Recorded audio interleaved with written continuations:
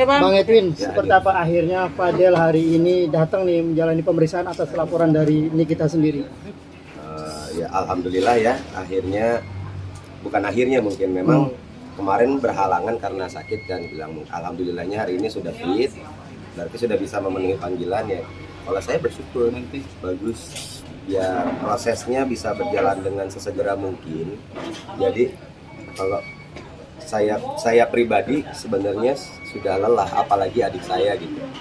Ini kan kalau kita bilang kita mengikuti proses dan memang prosesnya seperti ini ya. Kalau kemudian di panggilan kedua bisa memenuhi, alhamdulillah, terima kasih.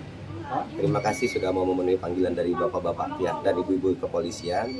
Nextnya kita hanya tinggal menunggu seperti apa resultnya, prosesnya seperti apa, kita ikut, kita turut sama hukumnya. Itu aja sih. Bang Edwin sendiri ada rencana datang? Stop dulu, pelan-pelan. Ini satu ya, saya kan tadi bilang 3 ya. Empat. Ini satu, enggak 3. Tiga aja. Kan tadi bilang 2 atau 3. Jangan belok-belok. Pertanyaan kedua, Bang Edwin ada rencana pelan-pelan, mbaknya dulu. Ada rencana datang untuk ketemu langsung dengan Fadel dan seperti apa nanti reaksinya? Seperti apa ya? Ada rencana ingin bertemu dengan Fadel dan reaksinya seperti apa? Kalau reaksi maksudnya gimana ya? Enggak, Apa maksudnya- di expect saya Enggak, ketok ya kan enggak juga gitu. Enggak gitu. Artinya ingin memberikan pesan apa secara langsung kepada Fadel? Ya kalau insya Allah nanti saya akan coba datang juga untuk mengasih semangat sebetulnya. Jalani prosesnya dengan baik bro. Kalau memang ada fakta-fakta yang dirasa membantu untuk meringankan dirimu atas kasus ini, keluarkan. Kalau kemarin kan kita lihat Nak Fadel ini, kalau bilang nak ya, karena kan usianya usia keponakan saya ya sebetulnya gitu. Nak Fadel ini kemarin kan melakukan press conference, kemudian marah menampilkan bukti press conference tersebut yang harusnya dibuktikan di penyidik, malah ditaruh di saat press conference. Plus lagi bukti tersebut malah kalau menurut saya pribadi salah, bukan salah gimana ya? Salah ketika itu disajikan di sana.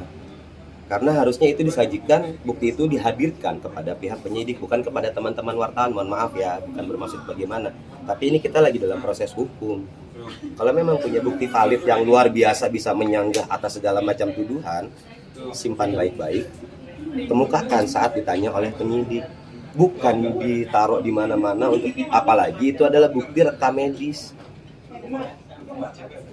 Rekam medis saja kita udah tahu ada hukum tertentu yang mengatur hal tersebut. Saya lupa hukumnya seperti apa, mungkin kalau bicara soal itu Bang Fahmi lebih paham.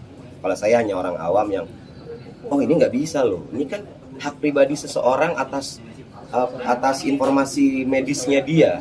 Kalau dia orang itu tidak mengizinkan, nggak boleh. Nah kalau kita bicara orang itu saat ini adalah ponakan saya Laura. Tapi kita masih ingat juga Laura di bawah umur. Dan ketika Laura di bawah umur, siapa yang berhak atas rekam medis tersebut selain anak ini? Orang tuanya. Berarti saat mau menyajikan bukti tersebut, izinlah dulu sama adik saya selaku orang tuanya. Kalau izinnya sama saya mungkin nggak bisa juga. Toh saya adalah sekedar paman, sekedar om. Apapun lah sebutannya di Indonesia Raya ini, ada yang om, paman, pak, de, encang, uwa, ya feel free. Saya nggak masalah silsilahnya, saya nggak peduli. Intinya saya dipanggilnya om. Gitu. Jadi kalau izinnya ke saya mungkin nggak ngaruh, karena saya nggak kalau dibilang berkekuatan hukum atas anak ini, ada yang berkekuatan hukum pertama ibunya.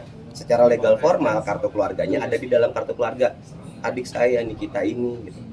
Laura ini nggak dalam kartu keluarga saya. Kalau Laura dalam kartu keluarga saya, mungkin saya bisa memberikan izin.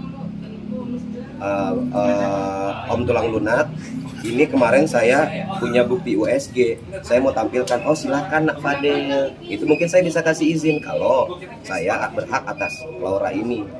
Tapi kan tidak, dia hanya langsung semerta-merta saya punya bukti USG. Itu buat saya, waduh, Anda di depan ada jurang, Anda bukannya mundur bikin jembatan, Anda terjun dengan sukarela. Jadi ya sudahlah begitu. Oke, pertanyaan terakhir. Enggak dulu, abang ini, mbak ini baru datang. Jadi saya cuma ngasih 3 pertanyaan. Mbak sini terakhir. Niki hari ini kan ke Jepang, mungkin ada yang disampaikan ke abang gitu. Mewakili. Kita sudah untuk hal ini kita sudah nggak perlu bicara secara verbal, bicara secara tertulis. Kita udah main hati aja sekarang. Kakak beradik ini hatinya udah sama, pikirannya sudah sama. Jadi insya Allah apapun yang adik saya sampaikan atau lakukan seperti yang kemarin teman-teman ketahui juga, dia sudah membuat gerakan lagi pelaporan baru ya.